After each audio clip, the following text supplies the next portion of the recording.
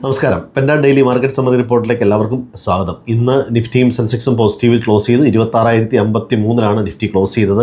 117 പോയിൻറ്റിൻ്റെ ഗെയിനാണ് ഉണ്ടായത്. Sensex 84,997 close ചെയ്തു. 368 പോയിൻറ്റിൻ്റെ നേട്ടമാണുള്ളത്. Bank Nifty 88,385 close ചെയ്തത്. 171 പോയിൻറ്റിൻ്റെ നേട്ടമാണ് ഉണ്ടായത്.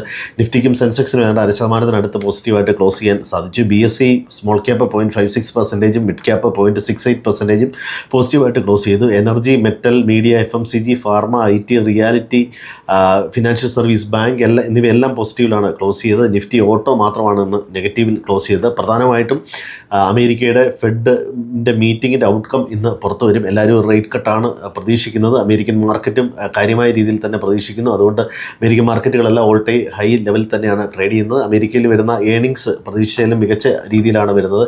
ഇൻഫ്ലേഷൻ പ്രതീക്ഷിച്ചത്ര വർദ്ധിക്കുന്നില്ല എന്ന റിപ്പോർട്ടൊക്കെ അമേരിക്കൻ മാർക്കറ്റിനെ സംബന്ധിച്ച് പോസിറ്റീവാണ്. അതുപോലെ AI റിലേറ്റഡ്, IT റിലേറ്റഡ് കമ്പനികളുടെ റിസൾട്ട് ഉണ്ട്. മാഗ്നിഫിക്കസൻറ്റ് 7 എന്ന് പറയുന്ന ആപ്പിൾ, മൈക്രോസോഫ്റ്റ്, എൻവിഡിയ എന്നീ കമ്പനികളുടെ എല്ലാം റിസൾട്ട് ഈ ആഴ്ചയാണ് വരുന്നത്. ഇന്നും നാളെയായിട്ടാണ് വരുന്നത്. ഇതൊക്കെ അമേരിക്കൻ മാർക്കറ്റിനെയും സ്വാധീനിക്കാൻ സാധ്യതയുള്ളതാണ്. ആപ്പിൾ, മൈക്രോസോഫ്റ്റ്, എൻവിഡിയ എന്നിവയൊക്കെ 4 ട്രില്യൺ കടന്നു ഇപ്പോൾ അതിൻ്റെ മാർക്കറ്റ് മൂല്യം. അതുപോലെ നോക്കിയയിൽ എൻവിഡിയ വീണ്ടും ഇൻവെസ്റ്റ് ചെയ്യുന്നുണ്ട്. അപ്പോൾ രണ്ട് കമ്പനികൾക്കും അത് ബെനിഫിറ്റാണ്. ഇനി ചൈനയുമായിട്ടുള്ള ട്രേഡ് ഡീല് ഏതാണ്ട് ഫൈനൽ സ്റ്റേജിലാണെന്നാണ് പറയുന്നത്. പല കാര്യങ്ങളിലും മലേഷ്യയിൽ വെച്ച് നടന്ന US ഒഫീഷ്യൽസും ചൈനീസ് ഒഫീഷ്യൽസും തമ്മിൽ ഒരു ഫ്രെയിംവർക്ക് ആയിട്ടുണ്ട് എന്നാണ് പറയുന്നത്. ചൈനയ്ക്ക് 100% തീരുവ ചുമത്തില്ല എന്നും അതുപോലെ തന്നെ ടിക്ടോക്കിൻ്റെ ഉടമസ്ഥത അമേരിക്കയിലെ സ്ഥാപനങ്ങൾക്ക് കൈമാറാമെന്നും അതുപോലെ സോയാബീനും മറ്റും ചൈന വീണ്ടും ഇറക്കുമതി ചെയ്യുമെന്നും റയർ എർത്ത് മെറ്റൽസിൻ്റെ നിയന്ത്രണം 1 വർഷത്തേക്ക് മാറ്റി വെക്കും എന്ന തരത്തിലുള്ള രീതിയിലുള്ള വാർത്തകളെല്ലാം വരുന്നുണ്ട്.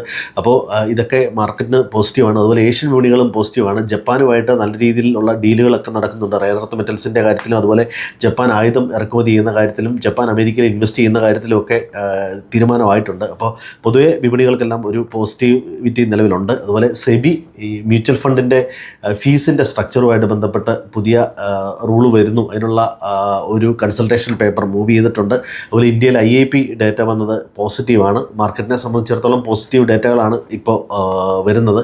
ഏഷ്യൻ മാർക്കറ്റുകളെല്ലാം ഇന്ന് പോസിറ്റീവിലാണ് ക്ലോസ് ചെയ്തത്. US ഫ്യൂച്ചർ പോസിറ്റീവിലാണ്. യൂറോപ്യൻ മാർക്കറ്റ് മിക്സഡായിട്ടാണ് ഇപ്പോൾ ട്രേഡിംഗ് നടത്തുന്നത്. ഇന്ന് ഫെഡിൻ്റെ തീരുമാനമാണ് നാളെ മാർക്കറ്റിൻ്റെ മൂവ്മെൻറ്റിനെ നിശ്ചയിക്കുക. അപ്പോൾ എല്ലാവർക്കും നല്ലൊരു ദിനം ആശംസിക്കുന്നു. Thank you.